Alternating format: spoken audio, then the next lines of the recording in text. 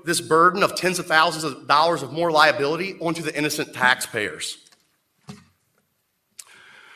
Well, Mayor Porter, we've regularly heard you blast the old mayor for corruption, and there's some other people who would like to talk about some of your past misgivings.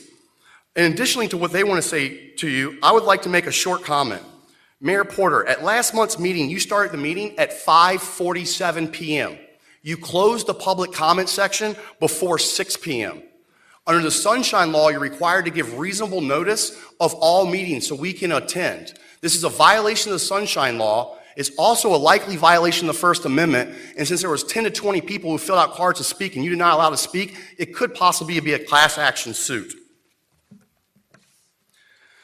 Lastly, I would like to bring to your attention that not only do your officers retaliate against my rights in many ways, but they don't like the fact that I expose their crimes on the internet. You can go to LEOAFFAIRS.com and see what they write. Now, your officers, I'm not sure if it's one of your officers. Once I get the IP, I'll know for sure exactly who it was. But these officers online are threatening me with my job as a government employee. They're threatening to have me banned. They're doing other things that are unspeakable in front of decent people that I will not mention here. So, since I don't like threats to my First Amendment very much, I decided to go ahead and pull the internet history for the city of Homestead. I would like to let you know that your police officers are looking at party buses with stripper poles. You might want to look at that. Thank you, sir. Thank you, sir. Thank you.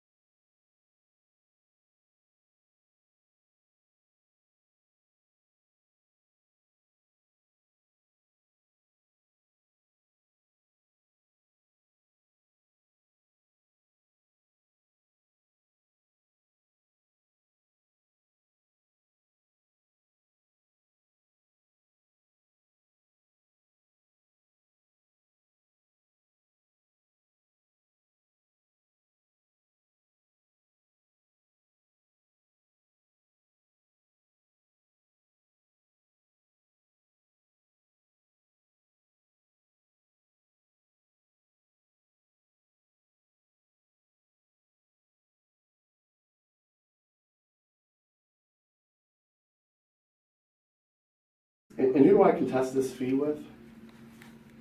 Contest the fee? Yes, I think it's an unreasonable and unlawful fee. Well, I think you have aren't you doing something with the court, with a lawsuit or something? Yeah, I'm trying to avoid filing more attorneys and putting legal costs on the city taxpayers. If my attorney do something separate, it costs. When the city's found to be not following the law, it costs the taxpayers. It's a burden. And I'm just trying to do whatever I can do to where we can amicably deal with this and where I We have can to lawfully. review this with the staff who has done the work and see if they can do anything to help us.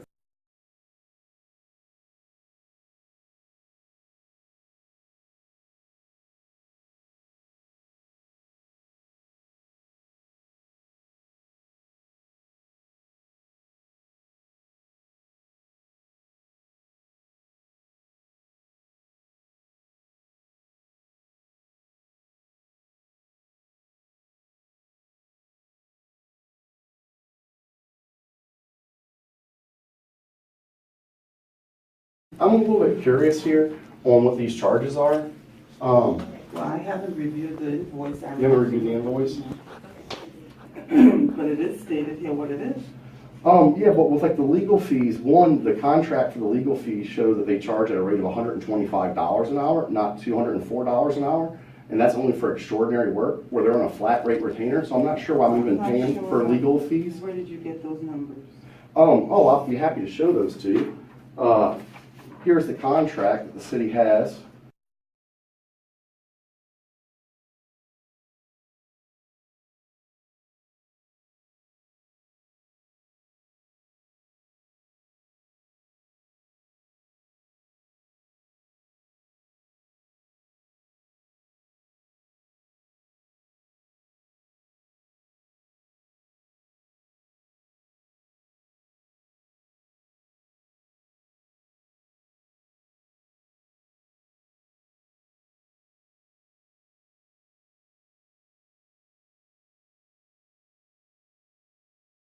I'm also curious with the staff charge at $45 an hour. My understanding is I'm supposed to be charged the lowest cost employee. For anything to do with ITS and that technical assistance, it is $45 an hour. That's the flat rate. And what is ITS assistance? That is technology. Technology? Yes, it's technology assistance. It's the assistance provided by the ITS department, which gathers all of the emails from everywhere that it belongs in the city. And it took them 5 hours to find the emails? It took 5 hours to do the Okay. to do the research.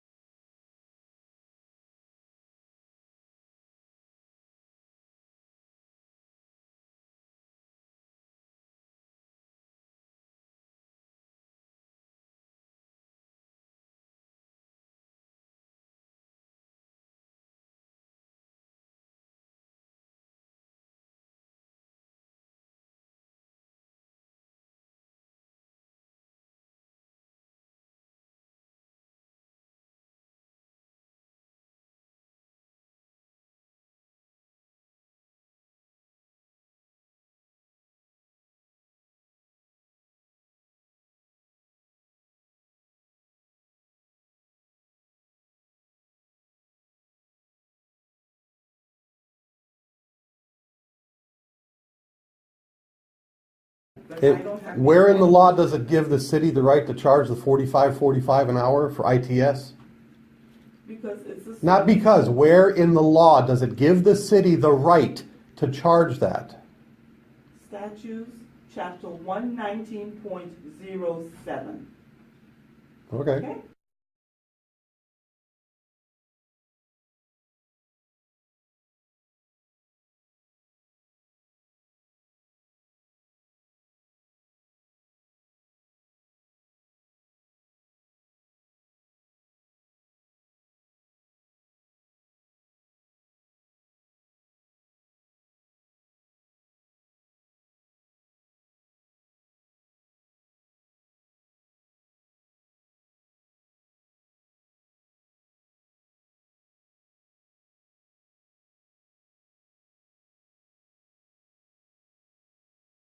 Florida man fights extensive public records request abuse.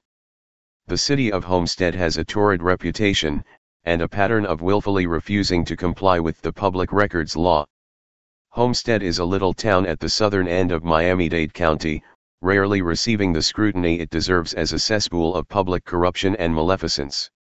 I have used the records request process as a pre-discovery method for investigating my civil rights claims.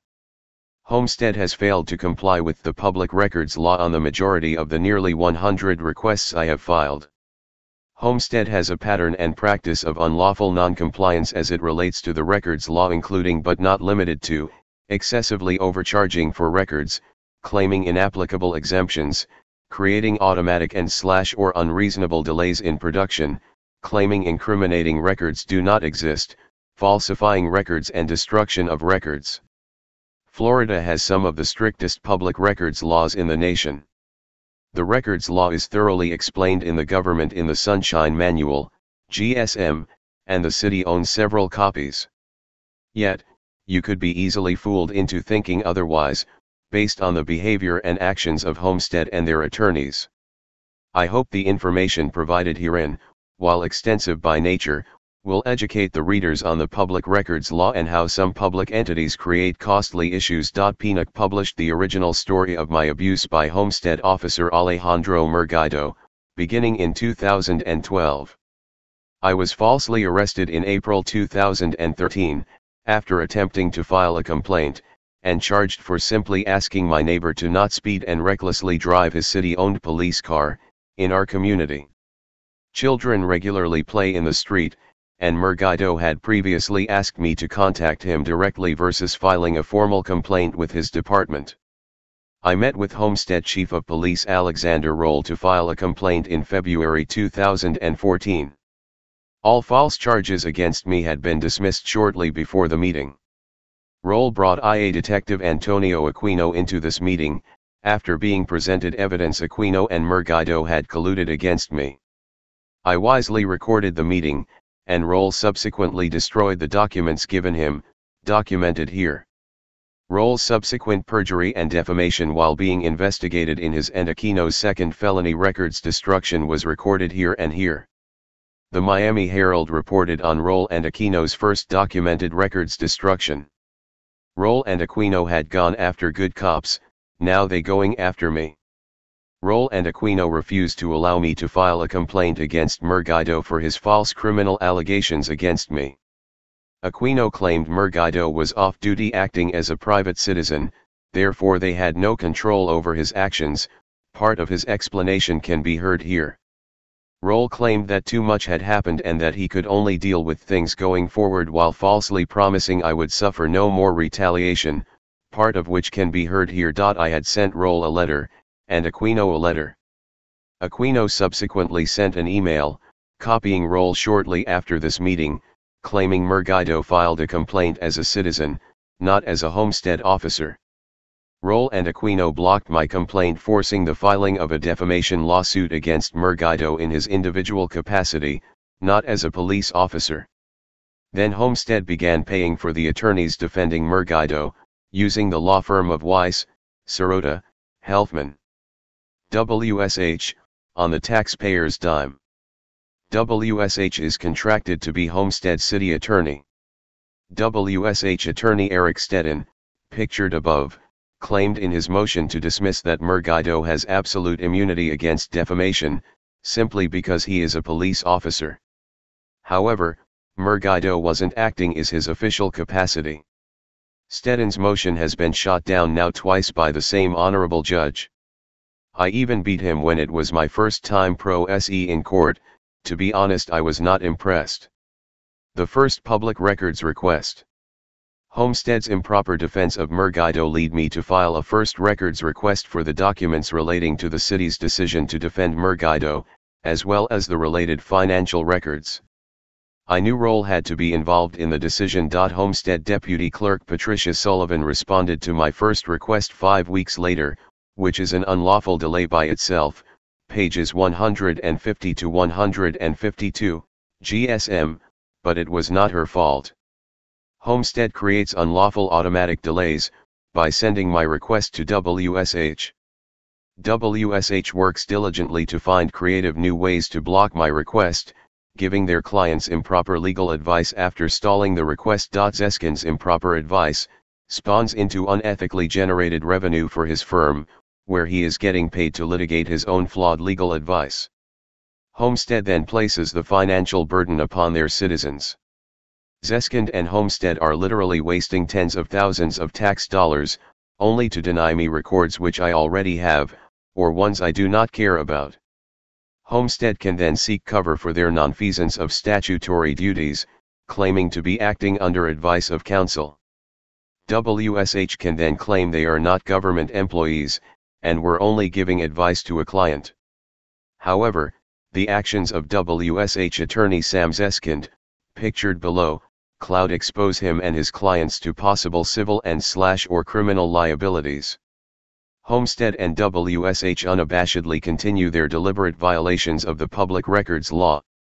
I have repeatedly brought this to their attention, see videos here and here as well as immediately below, to no avail. Zeskind knowingly or incompetently provided the inapplicable exemptions above for Homestead, as well as the exemptions offered after filing suit.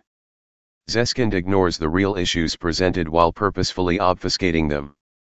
Apparently, Zeskind knows this but desires to keep racking up billable hours at taxpayer expense. It is difficult to get a man to understand something, when his salary depends on his not understanding it. Upton Sinclair. The second public records request. I filed a second records request with WSH, believing they were also violating the law. WSH, as contractors for the city, must follow the law too. Homestead sent me a $347.81 invoice in response to my second records request. A friend on his own refiled the second request, receiving an invoice for $18.30.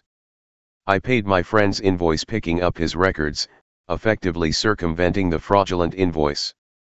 Yet, City Clerk Elizabeth Sewell, see feature photo, and attorney Zeskind have since failed to justify this invoice. Sewell responded to the second requests, placing on the face of both invoices the verbatim text of the first request, not the second request. My second request was basically subcategories the of first request, and all records provided are responsive to the first request, so it makes sense in a backwards way, though the response was 9 months late. Zeskind falsely claims all records responsive to my first request are still exempt, and that my second request encompasses a much broader universe of records, which is why the additional records were provided in the second request. However, we received in the second request, records which should have been provided in the first request.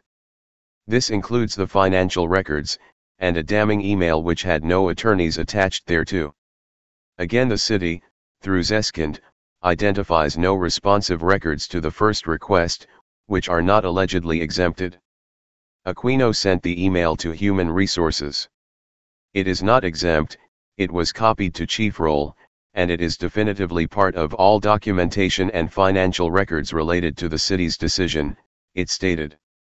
Officer Murguido was served with a lawsuit.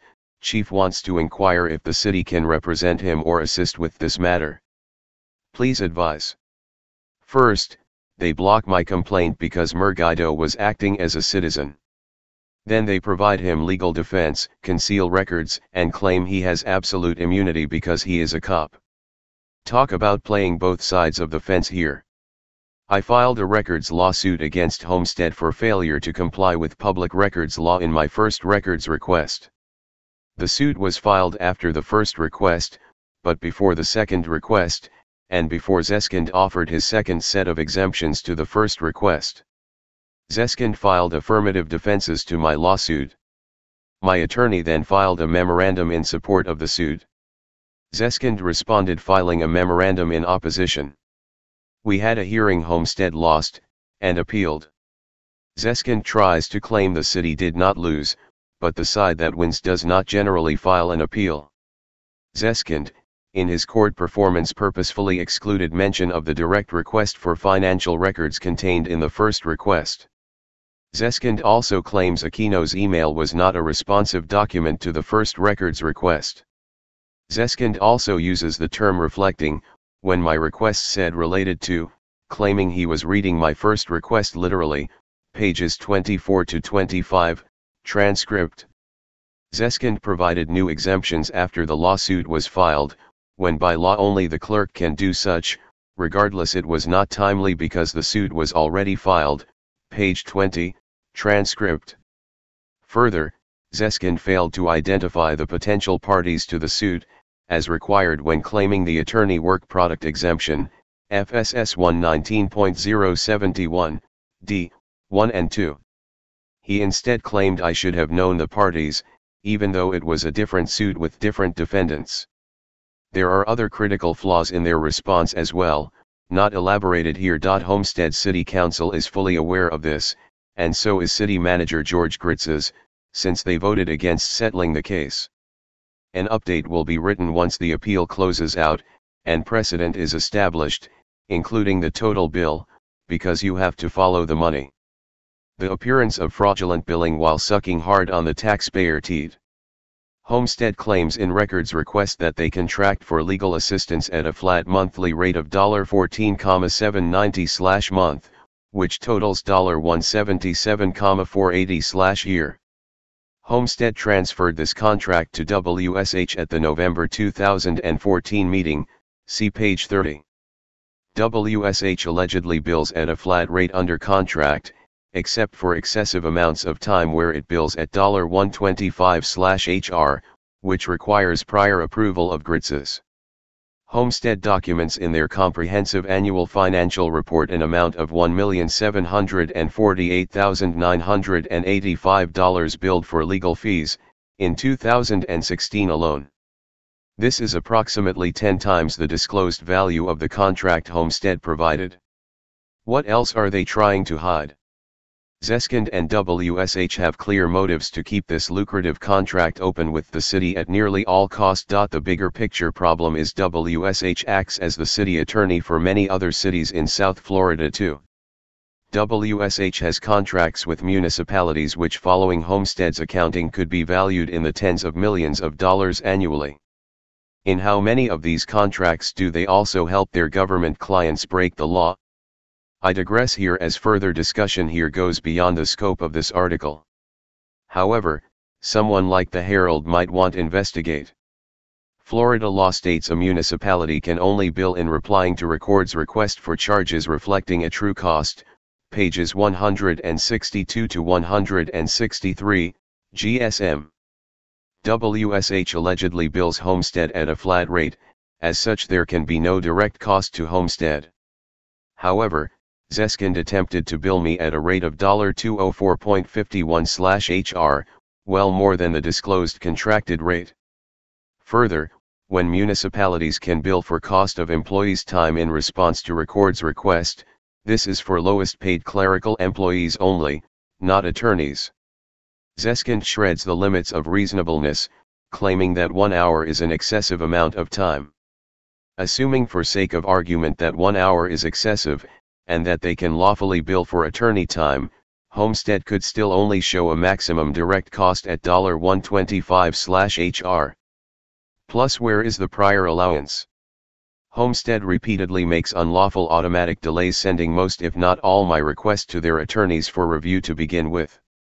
Homestead's actions lead to abusive and unlawful billing practices, having their attorneys delay production and overbill for their time, when lower paid employees can and by law must accomplish the task. Homestead incredulously claims in their invoices to me, that an attorney reviewed all the emails in 1 hour.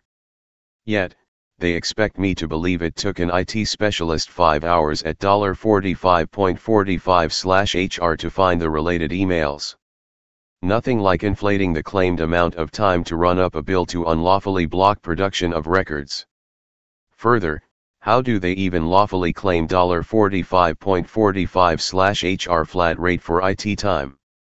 Does this reflect a direct cost, or other lawfully allowed charge? Apparently, based on the records provided, Homestead and Zeskind are fraudulently billing me and likely others in multiple ways. I brought this evidence of fraudulent billing to the city's and WSH's attention. Homestead and WSH have for months now completely ignored the issues raised about this possibly illegal billing practice.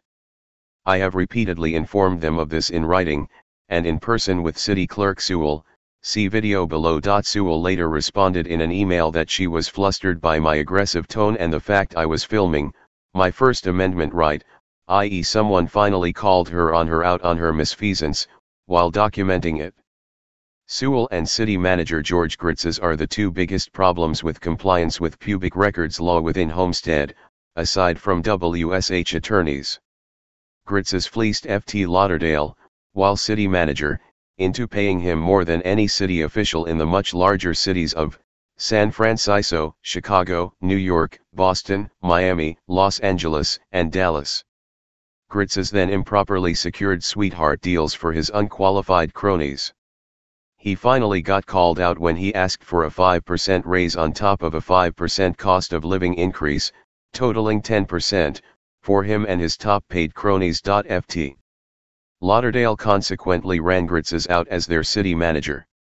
Gritz's was possibly ran out of New York as well, rumor has it. Gritz's and Sewell had a nearly identical history of records obstruction while employed by the city of Ft. Lauderdale. Public URLs originally went to this information and other dirt in the past. These URLs now direct your computer to virus-laden porno websites. I was able to secure the originals shown above, researching the Internet Archive. You can copy and paste this link, fortlauderdaleobserver.com/gretsays/index.htm, into the archive, and see for yourself the dirt from the now defunct site.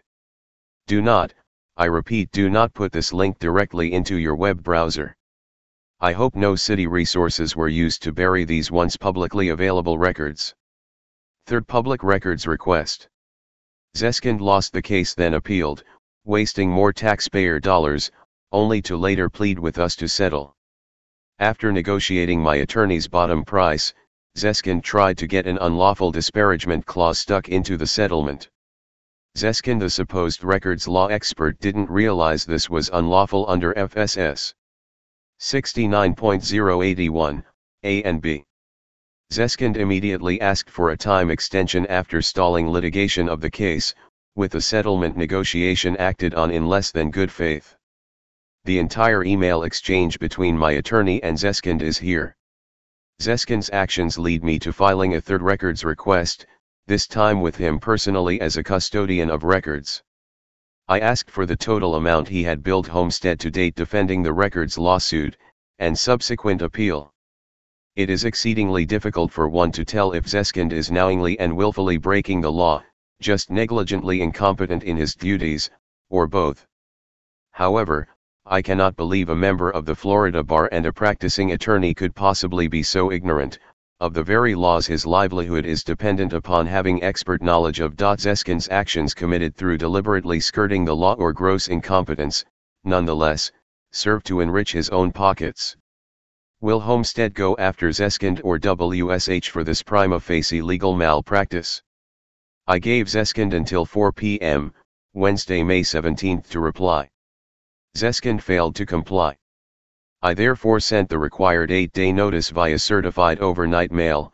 On May 17 Homestead responded with the billed hours and cost, the morning of May 19, the day after receiving notice. The billing records provided show that Homestead has spent over $37,000 fighting me on the records lawsuit and appeal, to date. My attorney's fees and cost to date are running over $18,000, putting the total burden about to be placed on Homestead taxpayers over $55,000.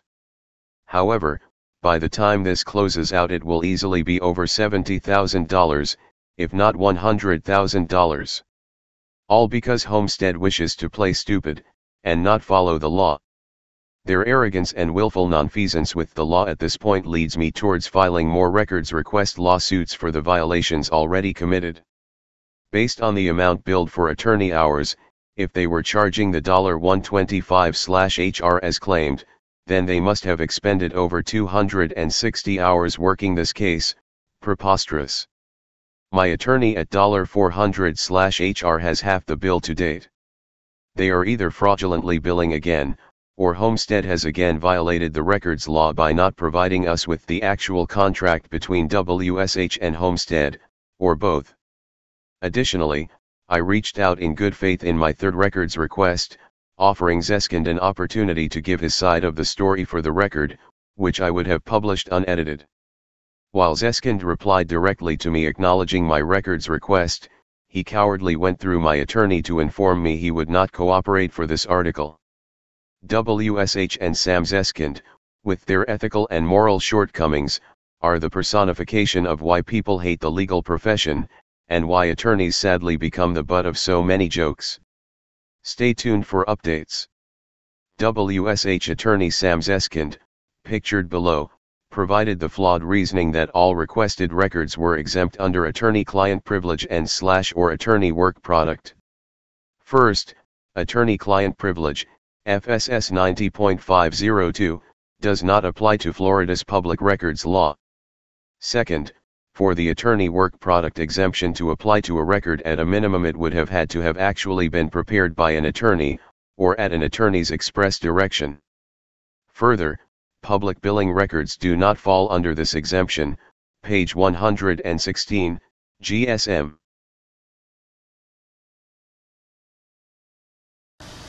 Hey Charlotte County, this is Charlotte County COPWATCH, and I wanted to explain what fair use is. You can use pieces of news articles if you're doing it for news reporting, you have commentary, and you're doing it for education purposes. So that's what fair use is, as you can see right here. Another reason why I wanted to make this video is to let you know I have just joined with Patreon. A nice thing with Patreon, I make no money on YouTube. They took the money away years ago, and so this is another way to give, and it's a nice thing too because you can give monthly. You can give $1, $5, $10, whatever. I do 4 to 5 hours a day on trying to wake the sheep up on how corrupt it is and different ways that you can fight the corruption. So Patreon is a way that you can do it, and then of course the old way is still there. Donate to Charlotte County COPWATCH with PayPal or credit card. So keep that in mind. 4 to 5 hours a day. I make no money, but the corruption happened to me and I'm sick of it, so I'm trying to wake people up. But my wife would love it if if we could get some help out there. There's 47,000 subscribers. Just think if each one of you subscribers just gave let's say actually yes, $1 a month. 47,000 subscribers gave $1 a month. That would be awesome. That's not going to happen. But anyways, that would be great if it did happen. But do the math in your head. Just think about it. Like I said, 4 to 5 hours a day. I get no money from YouTube. YouTube has gone nuts. You can't do anything anymore. They're taking the money away everywhere. So these are a couple different ways that you can still help out with all this time that I put in.